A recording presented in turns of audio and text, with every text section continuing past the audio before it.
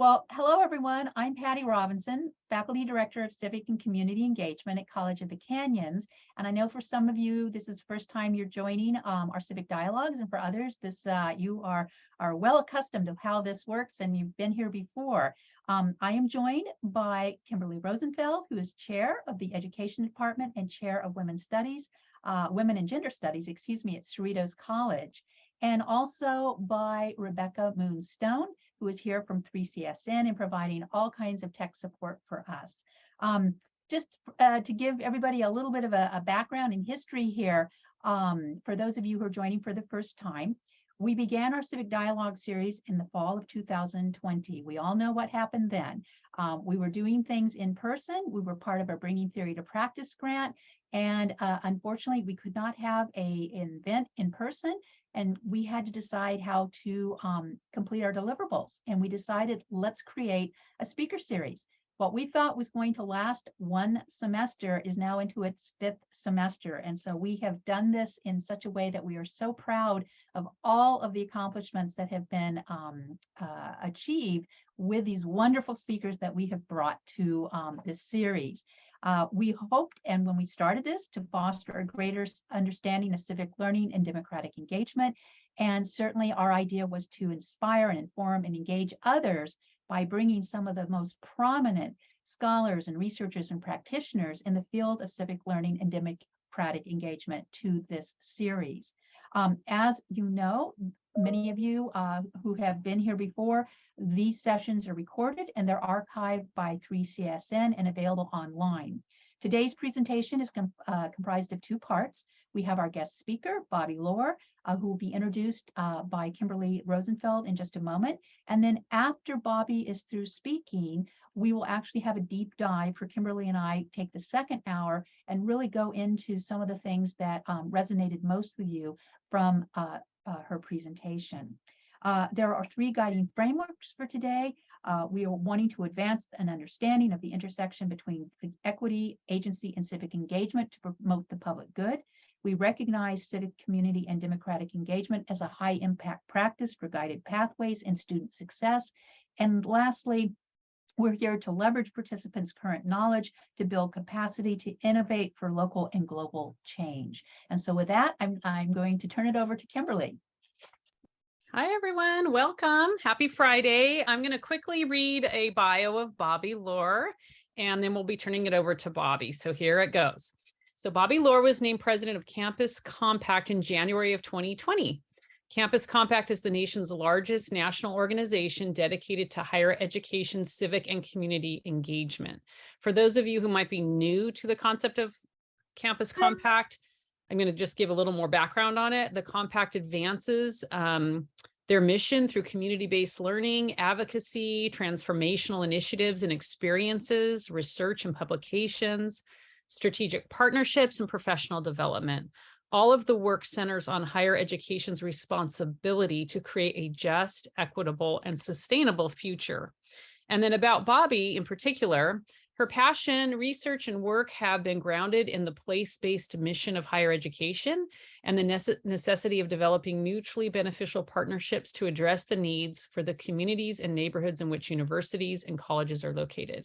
With deep experience in the institutionalization of community engagement and creating institution-wide strategies to advance the work, Bobbie has counseled and supported campuses throughout the country in creating sustainable structures and pathways to strengthen civic and community engagement.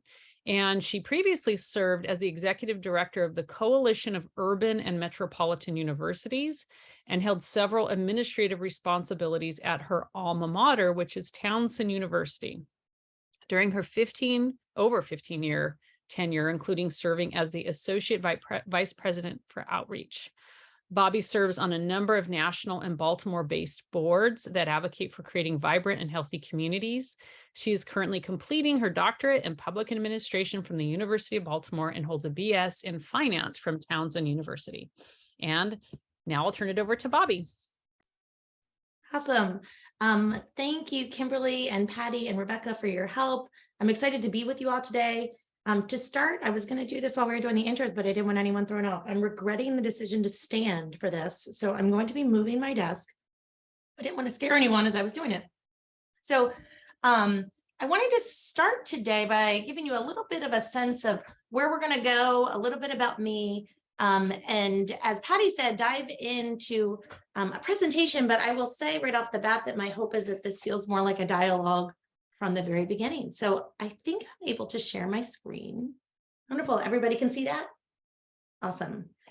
So the title is not a small one for today. Connecting Campus and Community, the Power of Civic Engagement. And I will say, as I started taking a step back and saying where to go with that, there's a lot of possibilities. So for it, this is how I'm thinking about it. I want to ground some of our discussion, and I have on here only 20 minutes. I'm going to do my best to get through it because I do want to get more to discussion based. And I want to talk a bit about how Campus Compact is organizing itself to respond to that, about the power of civic engagement, and in particular in this day and age and where it's headed. After that, I want to have some discussions that center on two major areas: the field today and the rich diversity and ecology that I think we have in front of us, and then what's next. And I want to share some of the reflections and tension points on this that I think I'm hearing pretty regularly in the field during my travels and interactions with campuses. I have a box over there on the right that says things like what's missing, what's unclear, what's resonating, challenges, feedback. These are all things that I want you to feel free and encourage you to interrupt me throughout the presentation. So as I'm talking through this, please let me know. And if I miss someone who is kind of interested in speaking up, please let me know, Kimberly, Patty, or Rebecca, just since I can't see as much of the hands going up. But please stop me. The point of my slides is really to trigger those exact questions. If I'm talking about an initiative that Campus Compact is doing, I really want to hear, like, is there something that's unclear or something that you want to challenge related to your experiences and your work? Before I get started, I wanted to share a little bit about me. Kimberly, just one correction, but it is important to ground people in my experience to date with Campus Compact. I actually just joined the organization in February of this past year, so 2022. So I'm relatively new to Campus Compact. It's been about 9 months, I think. And prior to that, as Kimberly said, I spent my professional career with really 3 institutions: Towson University, a national network called Kumu, and then San Diego State University in my earlier years. I am the mom of 3 great kids here on the left: Frankie, who's 5, Charlie, who is 11, and Crosby, who is 8. Important to know, in the real world of working moms, today is an early dismissal here in Maryland. So those boys will be coming home, I think, with a couple extra friends in the next probably 20 minutes. So hopefully they're quiet, but if they are not, today is the early dismissal day, so they're coming home around 1. I'm a passionate and proud Marylander. I was born and raised here. Besides a brief stint of living in San Diego, have spent all my life here, which means that I'm also a very proud Ravens fan. And the top right picture was just taken last week during the very first Newman conference, the Newman Civic Fellows Conference that I was able to attend in Boston. And I'm going to talk a little bit more about that, but I want to reinforce that, my passions and pathways in coming to this work are really grounded in both what we are doing for our students and the work we are doing around increasing the civic engagement capacity and competency of our students, but also in community. More than anything, I come to this work from a partnership pathway. So being deeply embedded in community and really trying to understand and activate the power of universities in making a difference, being engaged partners, and being of place. So this is the part I'm going to try to go through relatively fast, but that's because I don't want to exhaust on kind of talking about Compact. I wanted to start with just getting a sense, maybe in chat, since we're a smaller group, how many of you are familiar with Campus Compact? So if I look at the whole group, okay, I can probably see everybody if I make it bigger. So I see Patty. Is that it? Really? Okay. Well, then let me give you a sense of it. So Campus Compact, we're a coalition, national coalition of 600 colleges and universities, and that is every type of institution. We have a great portfolio of community college institutions, comprehensive publics, private liberal arts, Research One institutions, urban, rural.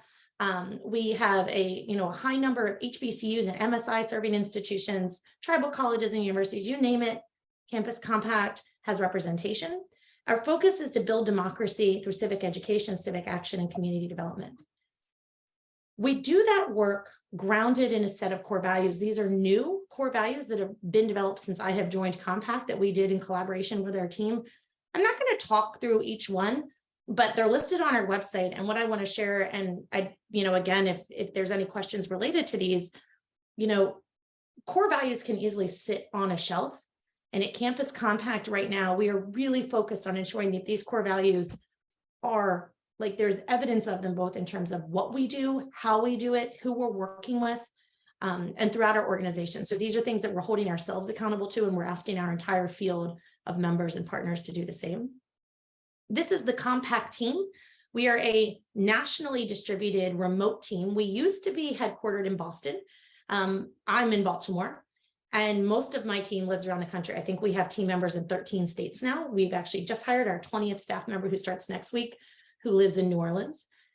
It's an incredible group of folks who are organized around a couple different areas that I'm going to talk about, but this includes everything from helping institutions through supportive programming and resources.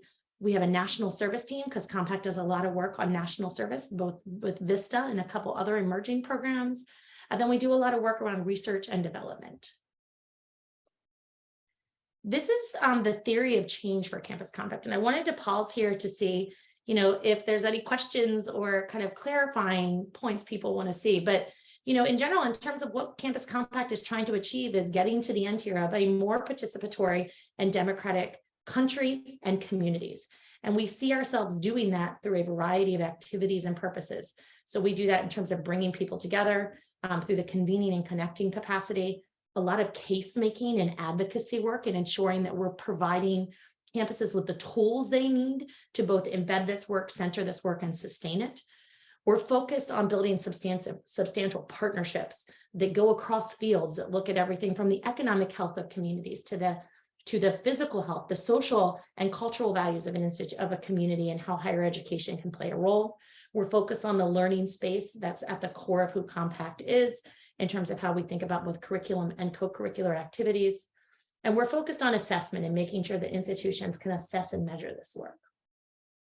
Compact was founded in 1985, and it was founded by 3 presidents and the Education Commission of the states. And, for those that have been, and Patty and I think you and I talked about this when we spoke a couple months ago, but, when Compact was formed in 1985, this was the time when things like Learn and Serve and the Community Outreach Partnership Center grant out of HUD were coming online.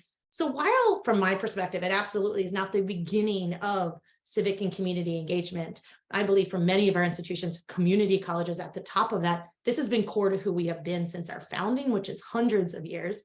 But I think what there's general agreement on is that in the early 80s, there started to be this much closer systemic look at what does it look like to do this work in very specific, particularly pedagogical ways at the beginning with the advent of service learning and trying to really push that as a curricular and teaching and learning approach. And Campus Compact was really at the founding of that, and today continues to be the largest organization completely dedicated to supporting this field. We organize our work in a variety of ways. We think about how we convene institutions through communities and networks, how we build capacity and develop programming that really responds to the challenges of the day. We're very focused on the individuals, so all of you and those people who work in our field, and we deliver what we consider relationship-centered professional development. We're focused on serving students directly. We do that through a variety of programs, including our Newman Civic Fellows program, and then we want to raise up the good work. So I'm going to talk about a couple examples in this, but what I wanted to start with was specifically something around community colleges. When I came on board in February, one of the things that I looked at was trying to understand what the history of Compact was in recent time related to community colleges and kind of where we were as a baseline. And the reality was COVID had not done anyone any service in terms of really creating vibrant networks that were thriving, but there was obviously a long history of great work that was really grounded in initiatives and organizations that sat outside of Compact, including the Democracy Commitment. Vertus Robinson, who I know is a close friend of Patty's, has done incredible work for years and is now continuing that work with Kettering and, and others across the field. But I knew that it was necessary for Campus Compact. This was actually the first primary priority I focused on, was reimagining our community college network and putting us on a new path. We actually launched this in August, so this is up and running. What I'm going to show you are some of the ways we framed it early on. And explicitly, this is focused on members. So if your institution is not a member of Campus Compact, most of what I'm showing you is really centered around how we're connecting and supporting our members within Campus Compact. We have a bunch of objectives for this specific network around communications, elevating member expertise and capacity, fostering strategic partnerships, recruiting fellows, which I'm going to tell you about 2 of them, expanding the engagement of members within other programs at Compact. And the last bullet was most important for me. I wanted to focus on this year in particular, building a foundation for growth and sustainability. One of the challenges of our field is we have great things that pop up to support the work, then they go away when a grant ends, or they're completely dependent on a single institution holding them up. I was very focused and am focused on this community college network having staying and lasting power. And that means we have to be thoughtful about what activities we can do when and how. We've recruited and we have 2 active fellows. I don't know if do any of you guys know Lena or Deanna? Nope. They're amazing. Lena Jones is at Minneapolis College. She's actually our research fellow. She's going to be focused this year on a research project that's around grassroots approaches and effective strategies in resource-constrained community college environments. You know, one of the things, and this is all grounded, I should have started with a retreat that we did in May of leaders across the community college civic engagement space to say, where do you want Compact to be focusing? What are the real challenges? And this was one that jumped off the page. You know, this concern, particularly among community colleges, is that, you know, we are not resourced in similar ways. And what we need is also more examples and models and strategies for doing this work in resource constrained environments, which is more of the population than less. And so that's a lot of what Lena's doing. It's going to result in a toolkit this year that will be published, as well as a capacity building institute that we'll be holding next summer. So that's exciting work. She's just getting started on that project. Deanna Villanueva Salcedo is from Maricopa, a great example of a community college that is much more resourced to do this work. And she's actually the new and inaugural vice chancellor for this Center for Excellence in Inclusive Democracy. She's the on-the-ground facilitator. It was important to us that this network be led and positioned by community college leaders. So Deanna is doing the on-the-ground work of facilitating the monthly network meetings and working hard to bring up and raise up expertise and resources. This is the function of the network. These are kind of the activity areas, you know, to Patty's question of like, you know, we were talking like, what is the real meat on the bones? So there's no additional cost. I should have said this. There's no additional cost to being a member of the community college network. It's a benefit of being a Compact member. But we have monthly network meetings. We just held one yesterday that was focused on language and challenges around language in our space and field. We also have kind of on the bottom there is a separate community of practice that's just for presidents. This has been really robustly received. We're having our next meeting on November 14th, talking about divisive concept legislation and really talking through how are presidents navigating these really challenging times and what kind of support do they need both from one another and from the broader national field. We have a series of virtual workshops and webinars. We're going to be launching place-based site visits, hopefully 2 this year, that will provide community college leaders with a deeper place-based experience. And then the Impact and Capacity Building Institute is at the end of the summer. Very close attention. This is on access. So we're being very thoughtful about what is affordable, how can we ensure there's a balance, and we're really following the energy of the members. This is some of the topics that Deanna and the monthly and the network decided they wanted to focus in these network meetings. Again, yesterday, really focused on that terminology and definitions, looking at the recent PACE study around terminology and definitions and just use of language in our field. But so far, these have been really vibrant, and we're going to continue to see them grow. This is a little bit more about Lena's work, you know, and again, you know, something that we know matters to folks is like, what does your organizational chart look like? That's a very simplistic way to think about it. But we've heard from members who are hungry to say, like, I'd love to see everybody's organizational charts of how this work occurs and where it sits and how it's being resourced. And those are some of the really practical things that Lena is looking at in this research project, but also the meaningfulness and understanding how to sustain the work through leadership transitions, you know, retiring faculty and staff who have led this work for years, and what does it look like to carry it forward?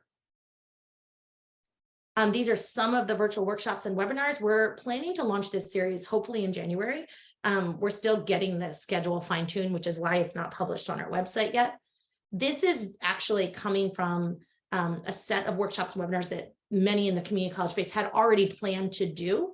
And so when I talked to folks around, they said, if you could pick this up and make this a reality, because they just never came to fruition. So a lot of what you see here were already generated from within the field. And that's a bit about the community college network. I went fast there, so I want to pause to see if there's questions, things that would like clarification. Something that looks interesting. And feel free to unmute yourself or write in the chat.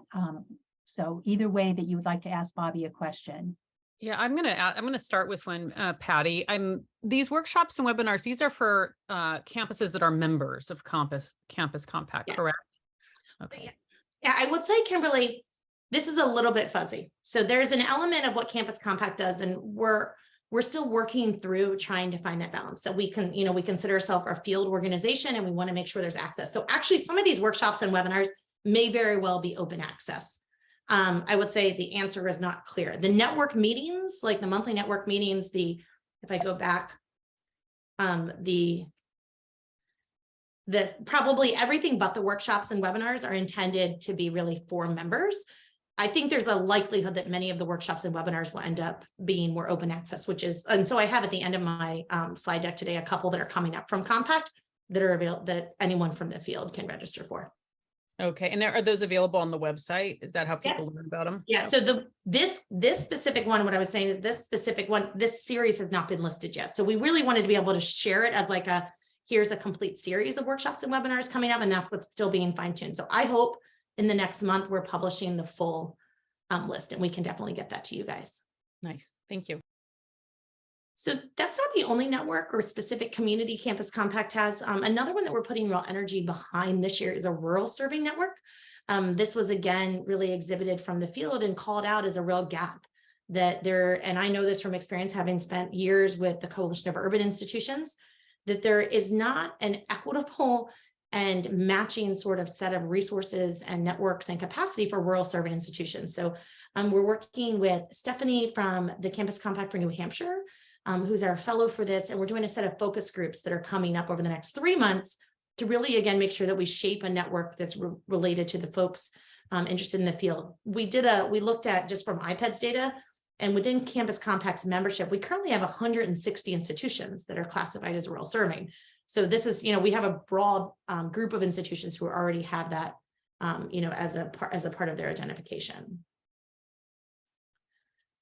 This is something that, I just wanted to name, because I think I hear a lot from institutions who say, like, I'm looking for the tools to think about how to do this work across my campus. I'm trying to get a framework of what it looks like to do this, from a strategic planning perspective. The civic action planning process at Campus Compact is a wonderful framework and tool. And I will say there's a wealth of information just on the website about this. So we actually post all of the example plans. Anyone can access them. If you go to Campus Compact, or you go to compact.org and you're underneath current programs, you can find civic action planning. The frameworks are publicly available. We, of course, think there's a lot of value in thinking about how you come together with peers around this work and have a community of practice and support and implementation. To that end, we're doing a series of institutes. We just held one in California last week in person. We'll be doing hopefully another in-person one this coming spring, more in the South, and always looking for opportunities. So if there's an in-person opportunity that you would like us to come and do a workshop on civic action planning, we're always really open to that and excited, but we're also going to have a variety of virtual institutes that will happen this spring. We also know that there's a fair amount of institutions who have already done plans, because this isn't a new initiative for Campus Compact. It started in 2016. So we're helping a group of institutions think about the next phase of this work.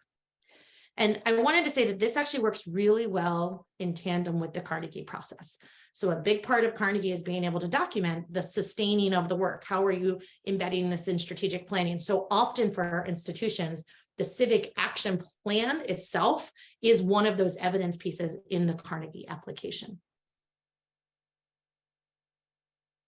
We have a strong national VISTA program. So, and this is open to any and all Compact members.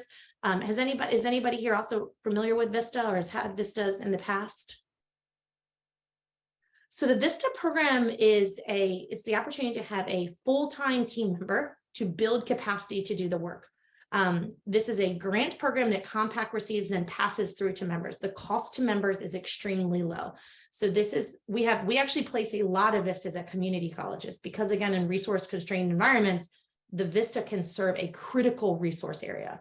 So an example would be if you were trying to get a large initiative off on your campus around food insecurity or housing insecurity and basic needs, you could have a VISTA who comes in and does all of the really capacity building for that work, who figures out who are the partners that we should be working with, does the surveying of both internal and external stakeholders, and really builds that program for you.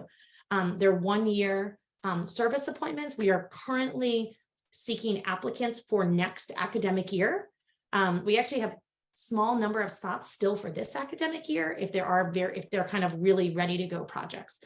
If you have not explored this, but you really feel like having someone who could really do this sort of capacity building work with you as a full-time employee for a year would be beneficial, I highly recommend you consider looking at this. We also have a new national service program called the College Renaissance Corps that's specifically focused on community colleges. This is still in the planning phase. We have 2 planning grants in Colorado and in Houston. This is being led by Eric Lugo. And Eric is the chief of staff to the city colleges of Chicago. So he reports to the CEO of the city colleges of Chicago. He has a wealth of experience. And this specific program is specifically going to be looking at how to tie workforce development with those high need career sectors with building civic skills. It's a really interesting idea. So it really marries this concept of access and success with civic engagement. Again, we're in the planning stages, but we will be operating this in a year. So if you're just kind of intrigued, there's more information on our website about this, but I'd be happy to put you in touch. This is a big area of growth for us and something we're really excited about. This comes up a lot. I hear from folks all the time that are just saying, I want to know what's happening. I'm looking for models. I'm looking for who else is doing this work. The Campus Compact online resource library is that thing. You can search by specific issue area. You could search by just on community colleges. Again, we work from across the field to get things uploaded. We have a syllabi library specifically that has hundreds and hundreds of syllabi focused on community engaged learning and service learning in every discipline. These are incredible resources that if you have not used them, I highly encourage you to consider doing. A couple things also I just want to let you know that are on the kind of what's coming. We have a field survey that we'll be relaunching next summer. And this is something Compact used to do for years to really help provide the entire field with a set of comprehensive data points to understand where you're looking in terms of resources, where's the work positioned, what are the critical focus areas, what sorts of assessment tools are being used, all of the things that frankly we just get a lot of questions about that are like, we want to know, how can I benchmark my institution? How can I make the case to my institutional leadership that we should be doing this based off of a peer group that might be doing it? So this is something that's coming back to Compact that has been made clear to me that it's a gap currently. This is a specific initiative that's cohort-based. It's called the Engaged Scholars Initiative. We always have a great number of community colleges that participate in this. And it's specifically for early career faculty who are interested in really deepening their capacity around engaged in community engaged scholarship. We will be offering a second cohort next year, also a mid-career and newly tenured faculty. So this is like one of those transformational experiences. They get two retreats. They get an opening retreat and a closing retreat, and then they have monthly programming throughout the year. It's incredible. It's been going on for a really long time. This is a new thing that we're bringing back, the Civic Engagement Directors Leadership Institute. So this is, again, really focused on the practitioner side of the work to kind of balance the engaged scholar side. So this is really for people who are in staff and administrator roles, centers and offices. We're not sure we're even going to stick with the word director because we know that leadership in this space looks and feels very different depending on where you sit, what campus you're working on, and how it's organized. What we're ultimately looking for, though, is to serve people who are in leadership roles. And really the intention of this institute will be to focus on the capacities of the leader, less how do you move this work forward from an institutional standpoint, if that makes sense, really around leadership development. We have a credentialing program that's been around for I think like 8 years at this point. It is thorough, it is deep. I think it's still not well known enough, and we're going to be putting some energy behind growing that. But this is an excellent way, particularly if you have new team members. These work for faculty, for staff, for administrators. That, you know, there's lots of entry points. And so what you see here on the right, the top 3 are the required credentials in order to get the full certification, and then the other 6 underneath are all of the other ones we have that are more electives. So you basically have to choose a couple of those that really fit more your interest along with the top 3, and then you can become fully certified. These are great professional development experiences, and we marry them with a community of practice experience that really helps people work through the process. These are the community of practice topics, which, as you can probably see on the right, pretty closely mirror the micro credentials. And so we really try to think about how we wrap our hands and arms around folks who are going through that process. But we also look at this as ways to really lean into work that's emerging in the field, where we know that there's real interest and concern. And we do these 3 times a year. So we have three cycles of communities of practice. We are also always working on publications. I picked out one that I wanted to share with you that we're working on right now. We'll be publishing this in early summer 2023, Anti-Racist Community Engagement Principles and Practices. These are our equity and engagement fellows for that project. They are all from the University of Massachusetts system, which happens to be, you know, underneath of John Rife, who's in the center there, is doing a lot of work at a state level to advance this topic. We're actually doing a second symposium with them in March that's also available on our website. We just sent out the save the date. That is free, open, accessible to everyone. It will be, it's amazing. I can later on today, I can get the link for everybody here. We do a lot of work, as you would expect, around faculty development. Star Plaxton Moore is our fellow for this year. Here's just an example of a couple workshops. I have some links later on that I'm going to share with you if you are interested in registering. We have 2 coming up just in the next couple of weeks that, you know, really get at what we see as some of the most critical kind of growth areas in terms of faculty development in the space. The second half of the year, or the first half of 2023, we're going to be focused more on deeper dives. So we're going to be doing curriculum redesign institutes, both virtually and in person. The next guy, I think a lot of you are familiar with. I think he was one of your last Civic Dialogue speakers, and that's Nick Longo. He's also working closely with us. Oh, good. Thank you. That's wonderful to hear, Suzanne, both on both fronts. I just looked over at the chat. And oh, you were at Kumu. I'm sorry that we missed each other. I was also there. So Nick is doing a variety of kind of similar approaches. So he is working on a bunch of workshops. He also talked about in his Civic Dialogue, if you missed it, this is all wrapped around a book that he is publishing with Compact and AAC&U called the Civic Prompts Toolkit, which we hope to have hitting the shelves and accessible. It will be open access, posted on our website with a lot of surrounding materials with it for the field. We will not be charging for it. And we look forward to getting that out to everyone. I'm just about done on the kind of side of Compact slides. This is one of our signature longest running programs, the Newman Civic Fellow Program, which is for students. 1 student per campus is nominated. They are selected by their president, but often the mentor is the civic engagement or community engagement lead for that campus. We're currently soliciting nominations for next year's cohort. This cohort is active and running. That picture I showed at the very beginning of what looked like the Senate chamber was a picture from our conference we held. We brought 175 of the Newmans to Boston last week, and we met at the Ted Kennedy Institute. If you haven't been there, it's unbelievable. They have a full replica of the Senate. And so we did Senate simulation work with them, a lot around civic agency and advocacy work. And then we spent the second day at the JFK Library, continuing to kind of work through them around building their competency, building their skill sets, and just helping them network with one another. It's always an amazing experience. I was thrilled to see it for the first time, but I had known about it for years, having nominated fellows from my previous institutions.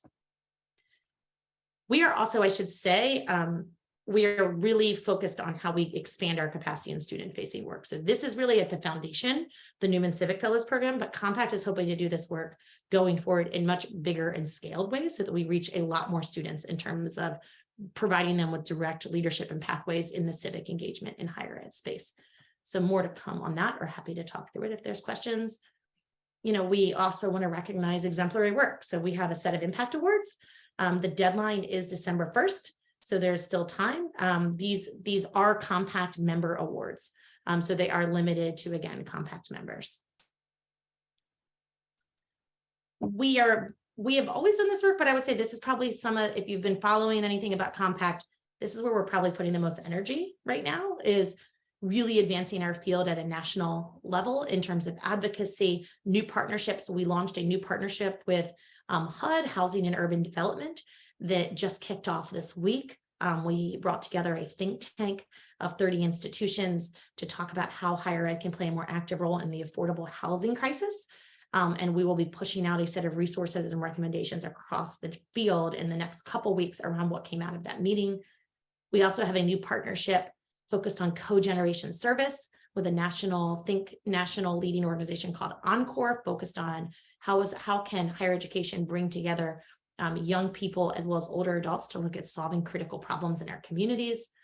We're working on broader advocacy issues and resource issues. We know resources really matter for this work, and Compact has every intention of leading the way in advocating for those resources for our campuses and leaders. And that is it.